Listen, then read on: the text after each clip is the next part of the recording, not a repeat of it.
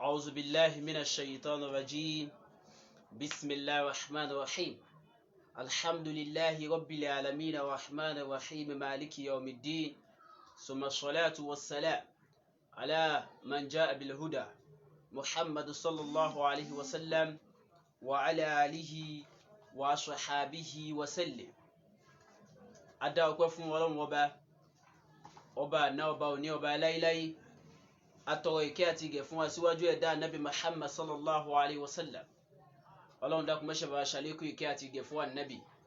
Bàbá wa Alhaji àgbà àfá àgbà tá a lè ṣe amásàdúrà àwọn bàbá lágége àtàwọn àfá wa tó ti lọ. Ọlọ́run dákun má ṣe bá wa kẹ́ wọn.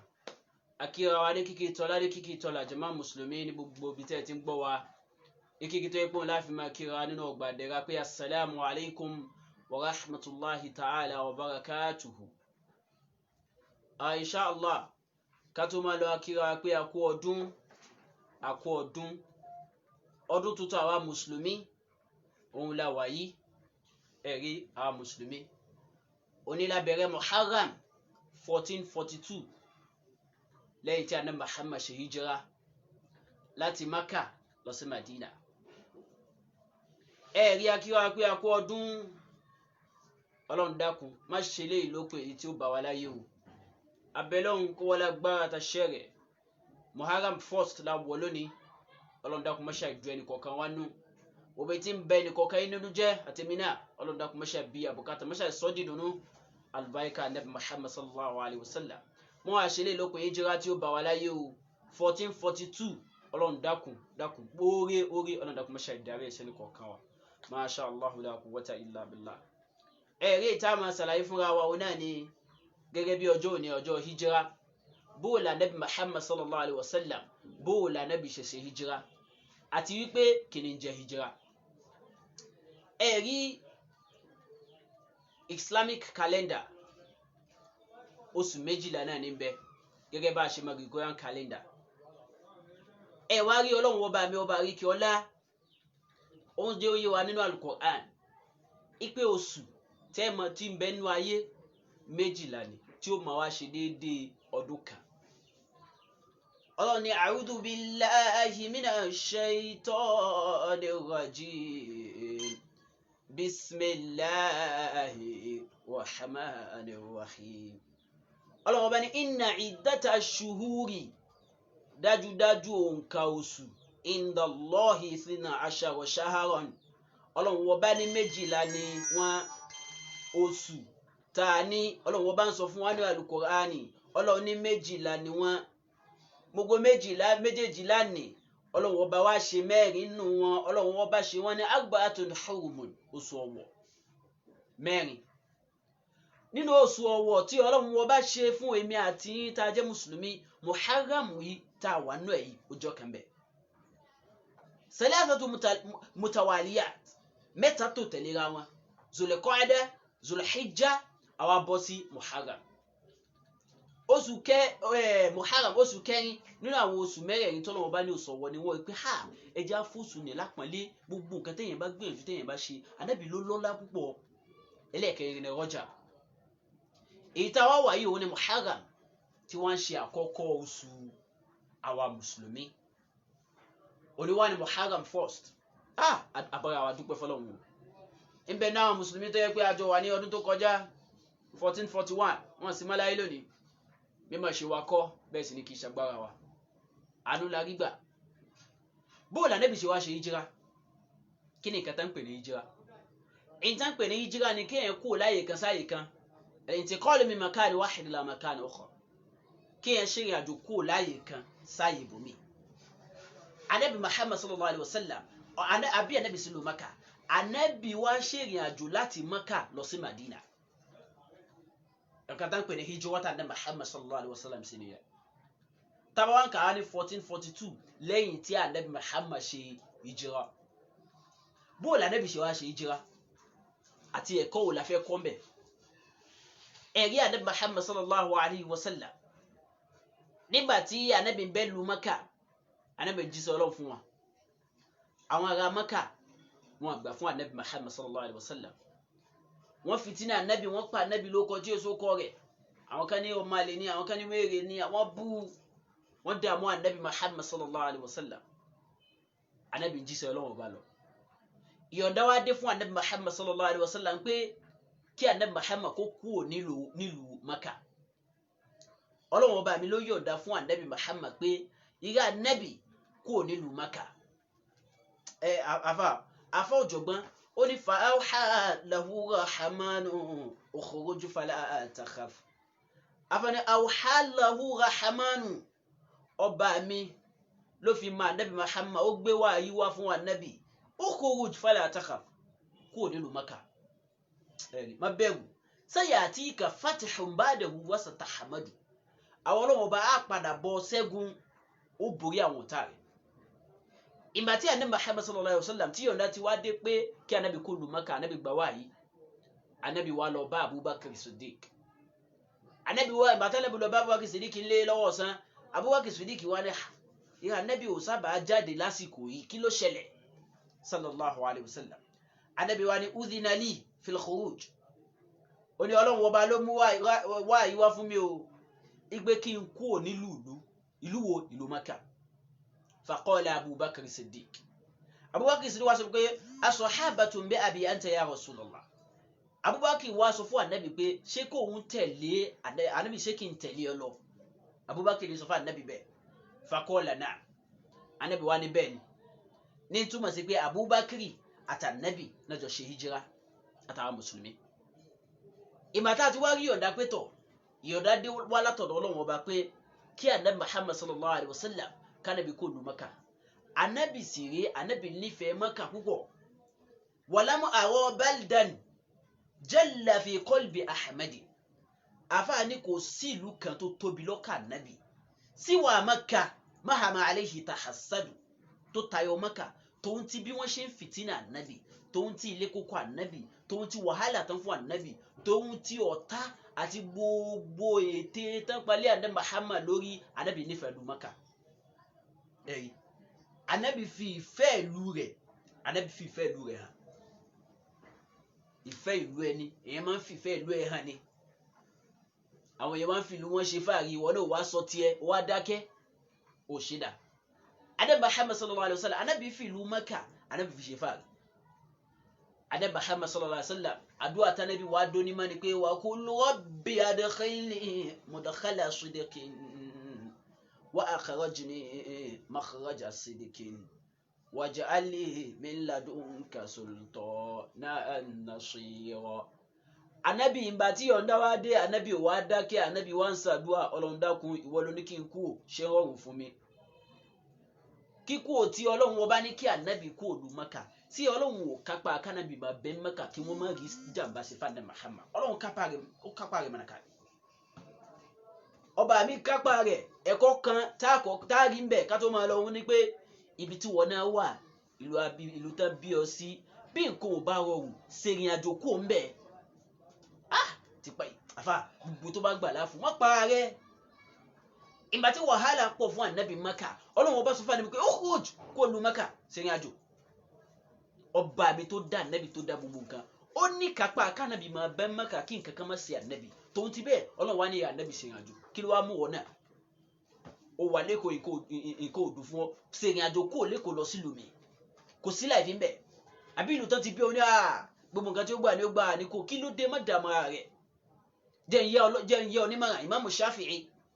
rahimahullah Imam Shafi'i ní tagarrub anil awtani fi talabil ula Imam Shafi'i ní dákun gbìyànjú tagarrub anil awtani ìlú tán bí ọ sí ìlú ẹni ṣèrìn àjò kó ń bẹ̀ fi talabil ula ìwọ náà wá gíga lọ láyé فسافر ففي الأسفار 5 فوائد Imam Shafi'i ní tó bá gbọ́ ìgbìmọ̀ mi orin kan márùn tafarruju hammi àwọn àgbákò àwọn wàhálà àwọn fìtínà tí máa ń bẹ̀dà tẹ́dà bá wà lé àbí tẹ́dà bá wà lú ẹ̀ tí ń gbé gẹ́gẹ́ ṣe àfáà Imam Shafi'i ní tafarruju hammi Ọlọ́run bó kà kó fún gẹ́gẹ́ bí Ọlọ́run bá ṣe ká fún kó fún Ànábì Muhammad sallallahu alayhi wa sallam ẹlẹ́ẹ̀kejì nínú àǹfààní tí ń bẹ kéèyàn sí ìrìn àjò kó nílò ẹ̀ waqtisab ma'ishati èyàn tún lákòjọ tó bá wà ní olè mọ́ra kòjọ wọ́n máa ranjú wọ́n máa ṣe gbogbo ẹ̀ àmọ́ tó bá ti ṣèrìn àjò ibi tó bá lọ ní ó ra kòjọ Imam Shafi'i ní fún wa ní mọ́ra wa ilmi Imam Shafi ní ẹlẹ́ẹ̀kẹta ni bó wà ní mímọ̀ pé bó náà ṣe ń ṣe ó wà láàrin Yorùbá ó wá sí ìrìnàjò lọ sílùú ó ní mọ̀ pé tọ̀ bó náà ṣe ń ṣe máwọn tí ì ṣe Yorùbá bó náà ṣe máa ń ṣe máwọn tí ì ṣe mùsùlùmí ó tún nímọ̀ ó tún kọ́ nǹkan èyí tẹ́ ń lò ó tún rí nǹkan míì tó tún jùlọ àbí tí ó tún ní àfà ó tún kọ́gbọ́n sí wá àdáàbẹ̀ Imam Shafi ní ẹlẹ́ẹ̀kẹrin òun náà ní ẹ̀kọ́ ó tún lẹ́kọ̀ọ́ ẹ̀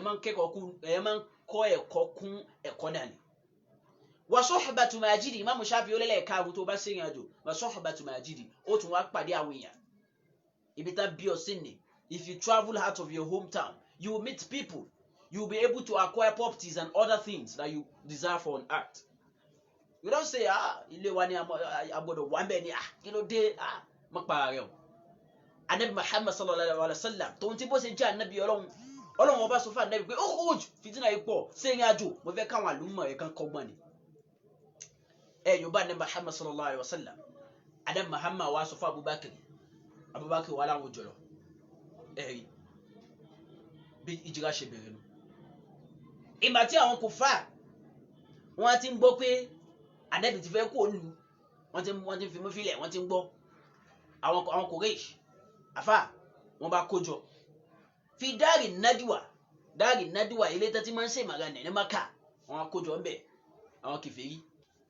wọ́n kójọ wọ́n máa rẹ̀ pẹ́tọ̀ kí la fẹ́ ṣe fún ọmọ Muhammad lẹ́nu wọn lọ́wọ́ la ilaha illallah anabi rí wàhálà púpọ̀ kí la fẹ́ ṣe fún ọmọ náà lẹ́nu wọn sallallahu alayhi wa sallam wọ́n fúnra wọn ní mọ̀ràn àwọn kan ní ẹja pa àwọn kan ní ara ẹ̀mọ́jà pa ẹja sọmọlẹ̀ àwọn kan nínú ẹ̀mọ́ sọmọlẹ̀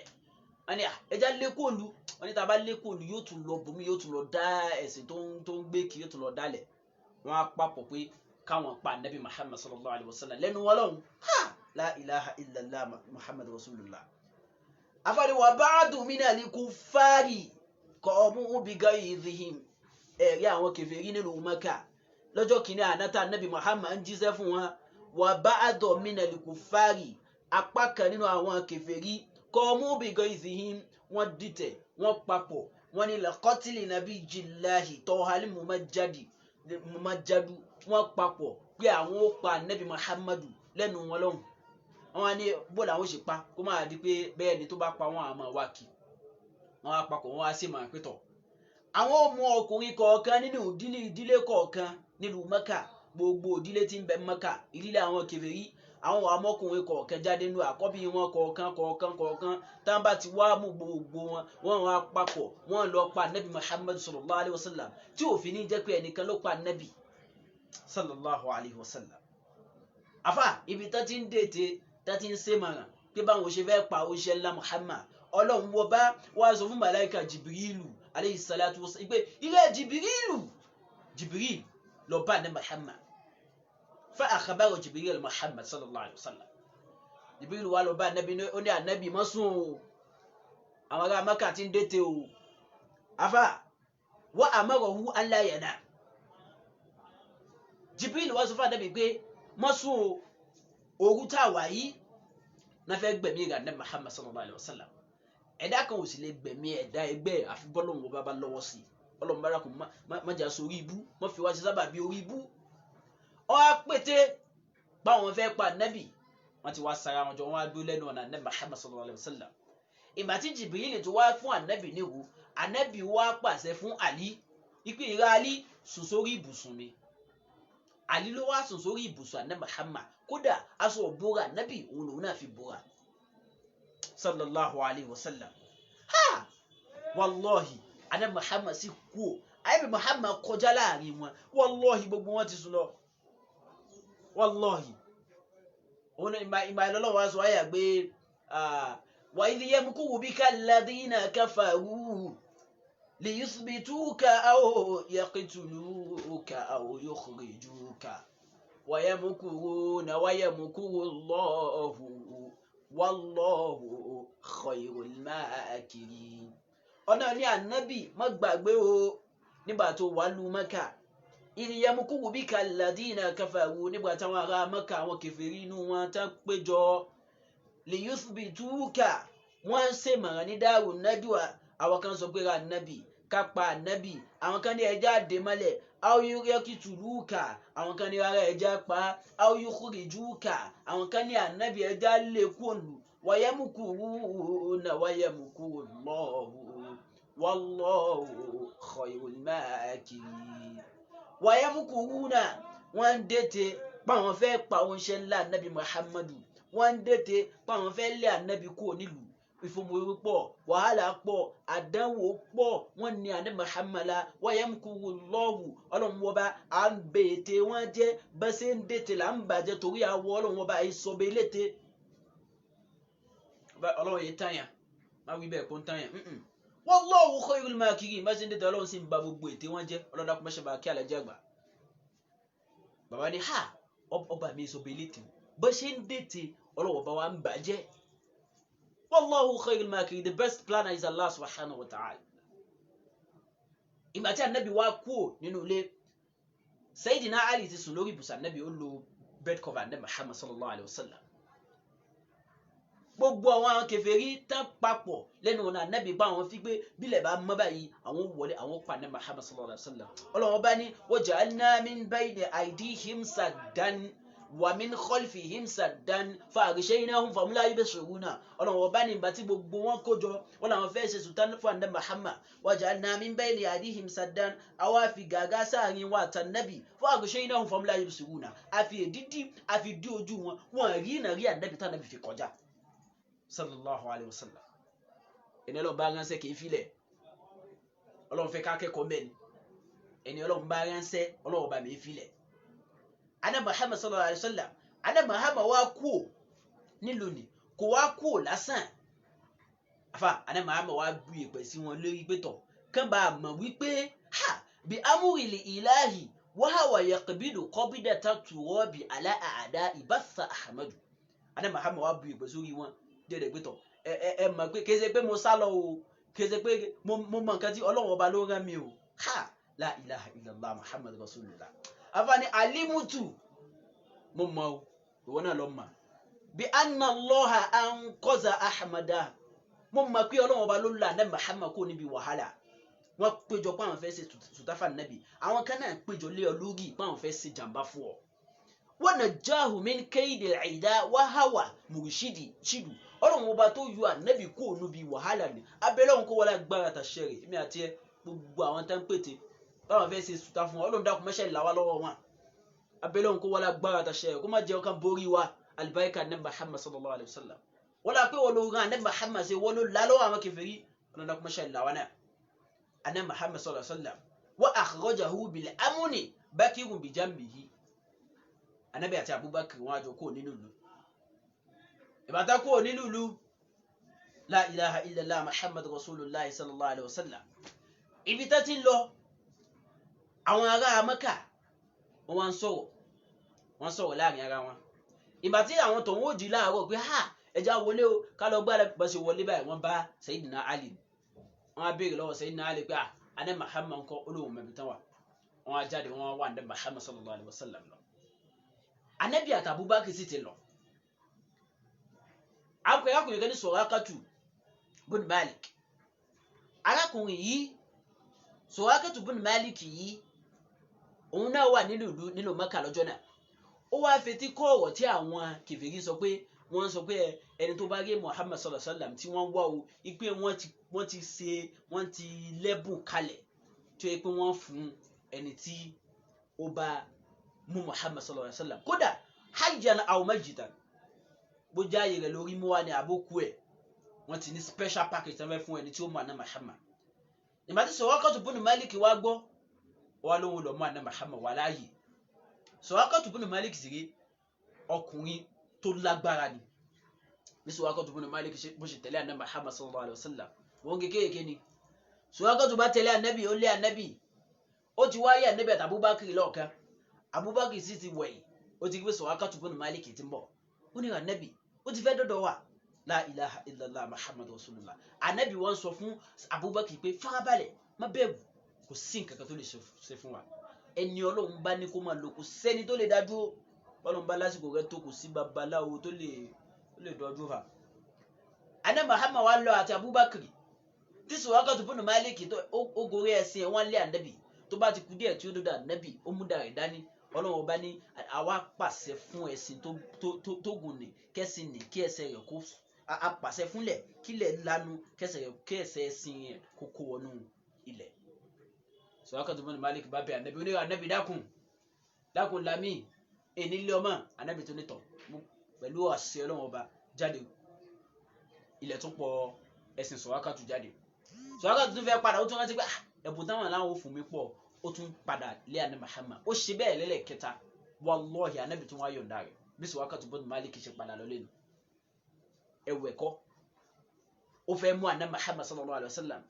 èrò búlónísà ànábì ò sì lérò bú padà sí tánàbì bá lérò bú padà sí ni ànábì ò ní kílẹ̀ gbé mi sallallahu alayhi wa sallam ẹ̀tún wọ ẹ̀kọ́ bí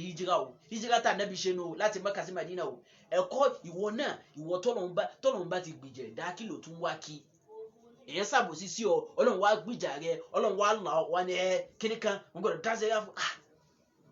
dúpẹ́ fọ́lọ́run ọba tó là ọ mélòó ẹni tó kó sínú wàhálà tí ò rí bí jáde. Ànábì wá rí pé Surakatu bun Malik ó fẹ́ ṣe tùtáfà ànábì o tó ń ti bẹ́ẹ̀ ànábì tún yọ̀ǹda rẹ̀ ẹni tí ń ṣe dáadáa sí ọ dáadáa ni o fi san fún padà o ẹni tí ń ṣàìdá fún ọ máa fi dáadáa san máa fi dáadáa yípo àìdá Ọlọ́run bá mi tó dá orí ọ o.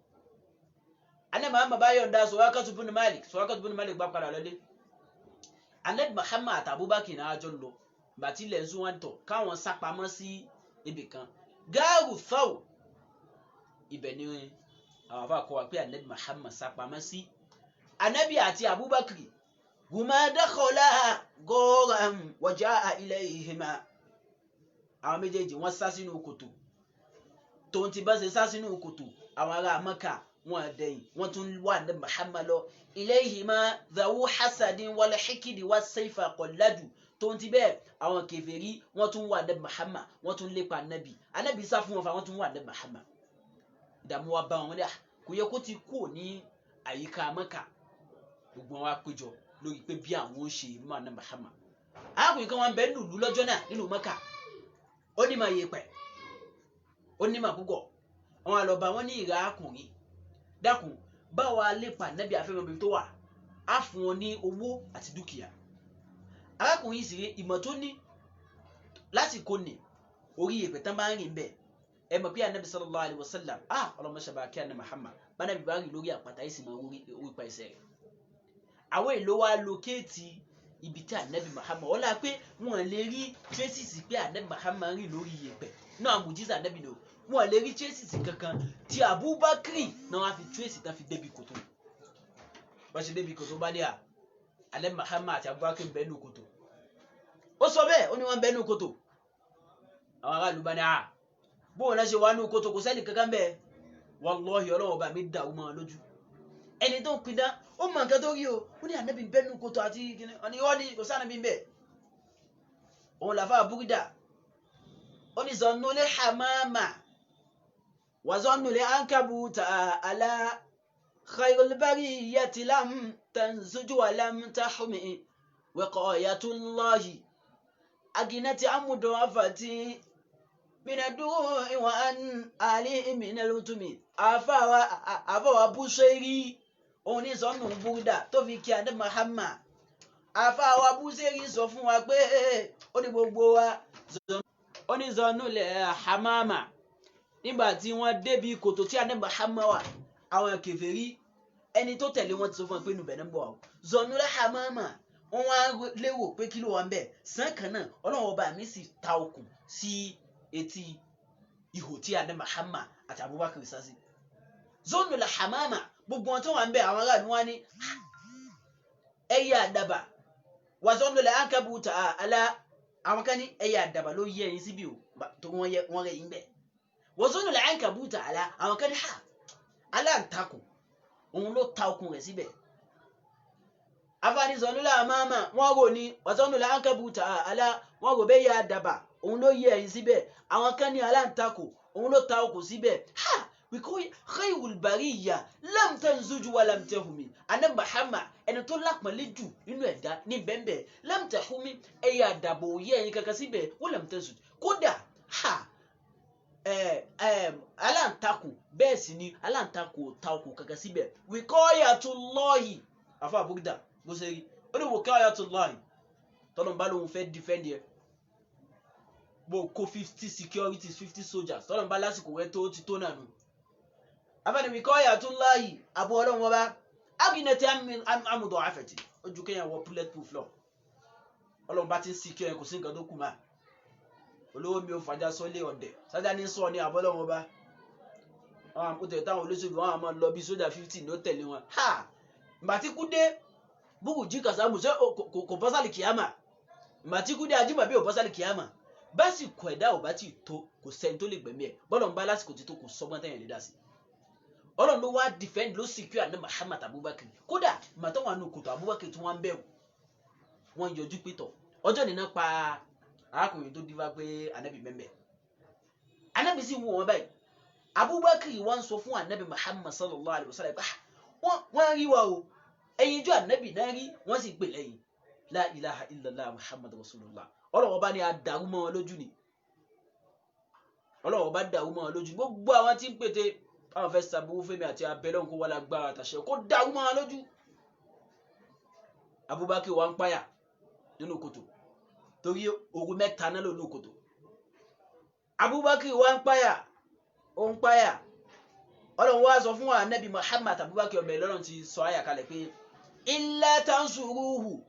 faqad nasarahu Allahu àwọn ọlọ́run ọba àránṣẹ́ ti dé ẹyán àwọn ọlọ́run ọba lára Nabi àti Abubakar ṣe ibi tán bẹ ni wọ́n gbóúnjẹ wá fún wa Asma bintu Abubakar wọ́n gbóúnjẹ wá fún wa yóò kẹlẹ́ wa àtẹni tí mójútó ẹni tó túmọ̀ pé Ànábì àti Abubakar bẹ́ẹ̀nù kòtò torí Ànábì ń ṣèrìn àjò lọ sí Yẹ́síríbà àwọn tó mọ̀ àti arákùnrin tí ń bá Ànábì darí tí ń bá Abubakar darí nǹkan àwọn ẹran rẹ̀ ẹ̀rí ọlọ́wọ́ bá ní idh akhrajahu alladhina kafaru nígbà tí àwọn ọlọ́wọ́ bá a ní kí Ànábì àti Abubakar tá a ní ká kúrò nílùú Mẹ́kà ká máa lọ Madina hijira tá Ànábì ṣe nìyẹn thaniya ithnaini Ànábì àti Abubakar náà jọ wà ní kòtò إذ هما في الغار إذ يقول لصاحبه النبي محمد وان صفا أبو بكر لا تحزن ما بẹ̀rù ما فويا إن الله معنا الله بامي توغا وان سي إن بẹ̀pẹ̀lú wa أصلا الله باي فاwọn èèyàn rẹ̀ lẹ̀ wallahi الله باي fáwọn èèyàn rẹ̀ lẹ̀ gbogbo ẹni tó bá ti dúró tọ́lọ́wọ́ bá afá pẹ̀lá níyàn tó dá tó ní istiqama wallahi Allah bá onífilẹ̀ Allah bá máa dúró tì ní fa anzalallahu sakinatahu alayhi ọlọ́wọ́ bá mi wá ìfọ̀kànbalẹ̀ ẹ̀rí ọlọ́wọ́ bá fi ìfọ̀kànbalẹ̀ sáàrin wọn nínú kòtò tán wà wa ayyadahu bijunudin lam tarawha ọlọ́wọ́ bá ayyadahu ọlọ́wọ́ bá mi wá kún wọn lọ́wọ́ bijunudin lam tarawha pẹ̀lú àwọn ọmọ ogun tó pọ̀ tí wọ́n rí ẹ̀rí ọba mi tí máa ń rẹ̀yàn ṣe tí ò ní padà wa ja'ala kalimata alladhina kafaru sufla ẹ̀rí gbogbo ète gbogbo ọgbọ́n táwọn kèfèrí ń dá pé àwọn fẹ́ fi borí àná Muhammad àwọn ọlọ́wọ́ bá wa kalimatullahi al-ulya àwọn ọlọ́wọ́ bá ní ọ̀rọ̀ àwọn ọlọ́wọ́ bá náà ló padà ṣẹ òun náà ló padà ṣẹ láàrin àná Muhammad Abubakar ní kòtò wallahu azizun hakim ọba bí ìrọ̀lọ́wọ́ bá o bí àná Muhammad ṣe wà ní kòtò fún òru mẹ́ta nù lẹ́yìn òru mẹ́ta àwọn anábì wá ṣe ẹ̀sìn ìrìnàjò wọn á lọ sí Maka Yẹ́síríbà ní jẹ́ tẹ́lẹ̀ ìgbà tí wọ́n á dé Madina táwọn anábì dé Madina àwọn ará Maka wọ́n lé anábì kó Maka o anábì wá dé Madina gbogbo àwọn tí ń bẹ ní Madina wọ́n sì tẹ́wọ́ gbà ní Muhammad kódà wọ́n kọrin lọ bá ní pé tọ́lá al-badru alayna wọ́n lọ pàdé anábì Muhammad sallallahu alayhi wa sallam inú wọn dùn inú anábì Muhammad gan dùn bàtà anábì dé lu Madina ibi tí wọn náà wà tí nǹkan lè fún un ṣe ìrìn àjò ó lè pàdé àwọn Ọlọ́run bẹ́ẹ̀ anábì náà ṣe ìrìn àjò kó ní Maka sí Madina anábì ṣe ìrìn àjò fa àwọn ará Madina àgbà fún anábì àwọn mùsùlùmí táwọn àjọ lọ al-muhajir àwọn táwọn bá ń bẹ tó gbà fún anábì Muhammad sallam al-ansar àwọn kèfèrí náà sì ń bẹ kí lè anábì wá ṣe láàrin àwọn mùsùlùmí bẹ anábì kọ́ mọ́sálásí wọ́n bẹ̀rẹ̀ dáwà anábì ṣàlàyé sí fún wọn gba Islam kí wọn wá gba Islam lásán ẹ mọ̀ kí àwọn muhajiru tán bọ̀ wá pẹ̀lú anábì Muhammad sallam sí Madina wọn nílé àwọn ansori tán gbàtà nábì nílùú Madina la ilaha illallah ẹni tó nílé méjì yóò vacate ilé kan tó ní yàrá méjì yóò vacate yàrá kan pítọ̀ káwọn muhajiru lè gbé bẹ̀ kódà ẹni tó níyàwó méjì ẹni kọ̀ọ̀kan lẹ̀ káwọn muhajiru lè rí ìyàwó fẹ́ wọn á gbé ní gbígbé àlàáfíà Ànábì Muhammad wá gbádùn tó ń ti bẹ́ẹ̀ ọkàn Ànábì wà nílùú Mẹ́kà tó ń ti bẹ́ẹ̀ ọkàn Ànábì Muhammad sallallahu alayhi wa sallam ọkàn Ànábì wà nílùú Mẹ́kà torí bàtà náà fẹ́ kó Mẹ́kà lọ́jọ́ kìíní àná Ànábì dojúkọ Mẹ́kà Ànábì ní rẹ̀lú tí mo nífẹ̀ẹ́ sí jù ní o tí ẹ bá sì kí wọ́n mú mi kó nínú rẹ̀ tí ẹ bá sì kí wọ́n ní kí n kó ha wọ́n kọ́kọ́ tún mí kí Ànábì ní bá ti jáde kó nínú ìlú yìí o gbogbo ìfẹ́ tànàbì ní sí Mẹ́kà Ànábì wá ń jẹrà àti padà sí Mẹ́kà bàtí ọ̀dọ̀ Ọlọ́run dé táwọn ará Madina gba tànàbì Muhammad sallallahu alayhi wa sallam wọ́n á jọ padà sí Mẹ́kà bí Ànábì Muhammad sì ṣe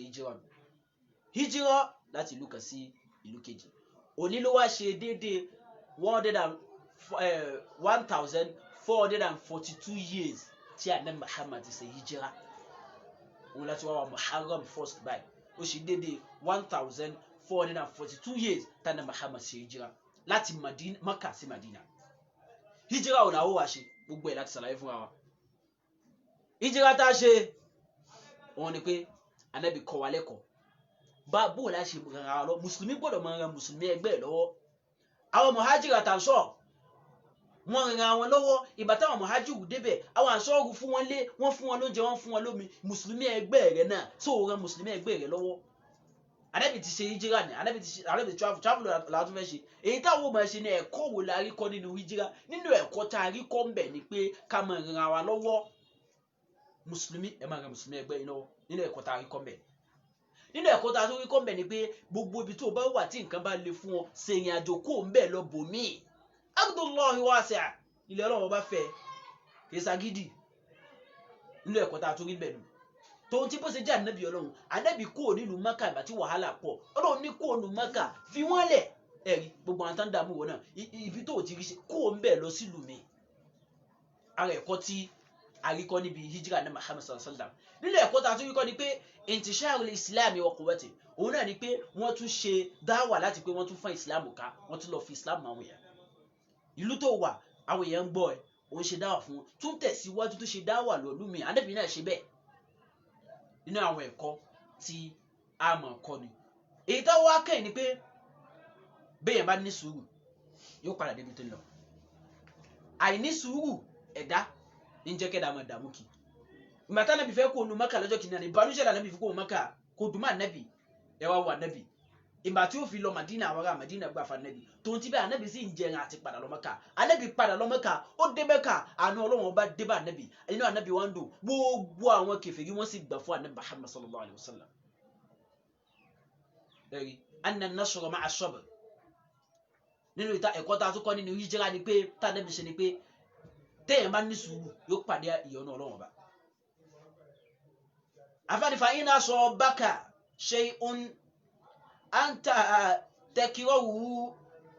ọmọ ìyá mi tó ń gbọ́ mi fa in asabaka shay'un bí wàhálà kan bá ṣẹlẹ̀ sí ọ àbí dààmú kan ló bọ́ àbí fìtínà kan àbí wàhálà anta takirahu tó yẹ pé ọkàn rẹ kọ̀ ò nífẹ̀ẹ́ sí o fẹ́ kọ́lé ní o tí ì rí kọ́ o fẹ́ ra mọ́tò ní o tí ì rí rà òun wá admission ní o tí ì rí o ti owó lé rẹ ti di òrí san òòrùn ọmọ rẹ lọ léèwé òórí nǹkan jẹ ha àfààní tádọ̀ ò bá ní bá ṣẹlẹ̀ sí ọ fásbírì àfààní lọ ní sùúrù èyí ní sùúrù lọ́wọ́ bá ń bẹ o sùúrù ìtàn yóò máa ní sùúrù náà ní tí táyọ̀ fi pè ọlọ́dẹ fásbírì Ànábì náà ṣe sùúrù lọ́jọ́ kìíní àná ló fi Dubai fẹ́mi àti ẹ̀ fàfíhì dawamul husni wal athar ilẹ̀ ayé dàgẹ́ bí aago ni bó ṣe lọ bí 12 bá lóun sì tó 12 a.m. yóò tún padà lọ lu 12 p.m. ṣé wọ́n sọ fún wọn pé àdánwò tó ti ń ṣẹlẹ̀ sí ọ ṣé wọ́n ní bí ó ṣe máa lọ kó lè máa lọ bẹ́ẹ̀ yóò yí ni ẹni tó lówó lónìí kó mọ̀ fọkànbalẹ̀ pé bóun ó ṣe máa ní lọ́nu torí bí aago ni ó ń yí 12 p.m. ló lù lọ́dọ̀ ẹlòmíì tẹ́ bá dé country mi kí ni táìmù tá a wà báyìí Nàìjíríà bí nǹkan bí 5 àbí nǹkan kan bẹ́ẹ̀ àti wà ní 5 kìíní kan p.m. ní Nàìjíríà ní ìlú ẹlòmíì a.m. làwọn wà báwọn 5 sí náà ní túmọ̀ sí pé kò dáa fún ọ lónìí mọ wíwú kí wí sọ lọ́wọ́ bá mọ ṣàdúà aago ni ó ń yí ni yóò yí kàn tó bá ní sùúrù mọ fast forward yẹ mọ wọ ọgá aláàgó sáré nǹkan méjì la Ànábì ní a lè máa Ànábì ní nǹkan méjì la lè máa fi wò yẹn pé àná fẹ́ dàbí wọn bí a fẹ́ kọ́pì ya àkọ́kọ́ al-ilm wa din òun náà ni mímọ̀ ẹwọ ní tó ní mímọ̀ ẹni yìí ní mímọ̀ ìwọ náà lè kọ́pì gbẹtọ̀ èmi náà wá mímọ̀ wọn kọ́pì ẹ̀ wa din ẹni yìí lákìtìyàn fẹ́ sìn èmi náà fẹ́ wo kó jẹ́ owó mọ̀dẹ̀mí kò sí láìfi a máa gbọ́dọ̀ wo yẹn níbi owó dẹ́yìn bá wọ ẹni tó ju yẹn lọ ẹ̀yìn ní tètè débi tó lọ kódà ẹ̀yìn ní dúpẹ́ fọlọ́wọ́ bá afáwa ní fàyínà sọ ọba kà ṣe ń gbogbo tó bá dé wá bọ̀ ẹ wàhálà ló wà nínú wàhálà báyìí afáwa ní pé à ń tàtẹ́ kí wọ́n hu tó yẹ pé ọkàn rẹ kọ gá ọlọ́run kí ló dé ọlọ́run wàhálà yìí pọ̀ afáwa ní farabalẹ̀ o fasbir lọ ní sùúrù fasbir lọ ní sùúrù fàfi dawamul husn wal athar ìgbà ń yí ni yóò yí wá kan tó bá ní sùúrù o bẹ́ẹ̀ bá ní sùúrù bẹ́ẹ̀ bá gbókúta kaná yóò jìnnà bẹ́ẹ̀ bá ní sùúrù lọ try o sùúrù wọn lọ́lọ́run fi bá ní Muhammad Ànábì sì ní sùúrù àrẹ̀sẹ̀ wá dífà ní Muhammad ara ní Muhammad ṣe Ànábì borí ọ̀tá látara sùúrù jàmá mùsùlùmí báyìí l'Ànábì ṣe hijira o fahijratuhu lil alamina hidayatun àfààní hijira tí Ànábì Muhammad ṣe láti Mákà láti Madina lọ sí Mákà Makkah al-Mukarram ila Madinatul Munawwar tánàbí ṣe lil alamina hidayatun ọ̀nàmà wa izzun Ànábì ṣe ìrìnàjò ó ṣe hijira iyì ló jẹ́ fáwọn mùsùlùmí lónìí wa majidun àgbéga l'Ànábì fẹ́ra fún èmi àti ẹ lónìí o lil unasi wa nashhadu fún gbogbo wa wọn l'Ànábì fẹ́ra fún gbogbo wa àwa mùsùlùmí inú ọdún tuntun la wọ̀ yìí 1442 1442 years tí Ànábì Muhammad ṣe hijira abẹ́lọ́hun kí Ọlọ́run dákun gbogbo ìta ti ń lé ní 1441 tọ́wọ́ wa ò tẹ̀ abẹ́lọ́hun 1442 la wọ̀ yìí Ọlọ́run dákun má ṣe fi jíǹkí wa gbogbo ìta ń fẹ́ gbogbo ìta ń gbà ládùúà Ọlọ́run dákun má ṣe ṣe fún wa gbogbo àwọn ọmọ yàrá tó ti ṣàánú Ọlọ́run dákun má dá wa inú ẹ̀ dúró gbogbo ayé lólùfẹ́ wa náà tẹ́ ń gbọ́ wa Ọlọ́run dákun má ṣe nífẹ̀ẹ́ gbogbo ayé tẹ́ ń share fídíò wa náà Ọlọ́run dákun má ṣe share àdùnnú fẹ́yìn náà albarka ní Muhammad abẹ́lẹ̀ ojú tẹ́ fi ń wọ́ ní fọ́wọ́ etí tẹ́ fi ń gbọ́ wa kò ní di albarka ní Muhammad máa ṣe olórí platform wáyé náà My Naija kò ní bàjẹ́ àti olùdarí wa náà gbogbo àwọn afáà náà la ṣàdúrà fún tán ṣe dáwà àwọn afáà aládìyẹrì tán ṣe dáwà Ọlọ́run dákun má ṣe àbójútó ní kọ̀ọ̀kan wa Ọlọ́run dákun má ṣe ṣàánú wa masha Allahu la quwwata illa billahi al-aliyyil azim àwa kí suratul Fatiha kọ́nà wọlá hijirata ní Muhammad ṣe tó yẹ pé hidayatun ọ̀nà mà ló jẹ́ Ànábì fi ra ìfẹ́mi àtẹni ó fi ra àgbéga fẹ́mi àtẹni àwa kí suratul Fatiha Fatiha tá a ké yìí Ọlọ́run bùkátà ẹnì kọ̀ọ̀kan wa 1442 yìí Muharram 1st abẹ́lọ́hun já máa pàdé àánú rẹ̀ nínú oṣù yìí náà ni a máa rí ọjọ́ kẹwàá Ashura tí Ànábì ṣàlàyé fún wa tó bá di next week a tún máa ṣàlàyé ọjọ́ Ashura pàtàkì ọjọ́ Ashura on the 10th of Muharram bí Ànábì ṣe ṣàlàyé I think it's next week Saturday àbí a máa ṣàlàyé fúnra wa the 10th of Muharram kí Ọlọ́run dákun kó ṣe rọrùn bismillahir rahmanir rahim alhamdulillahi rabbil alamin arrahmanir rahim maliki yawmiddin كنعبدك ونستعين اهدنا الصراط المستقيم صراط الذين أنعمت عليهم غير المغضوب عليهم ولا الضالين آمين اللهم ربنا آتنا في الدنيا حسنة وفي الآخرة حسنة وقنا عذاب النار وصلى الله على نبينا محمد صلى الله عليه وسلم وعلى آله وصحابه واتباعه وسلم سبحان ربك رب العزة عما يصفون والسلام على المرسلين والحمد لله رب العالمين.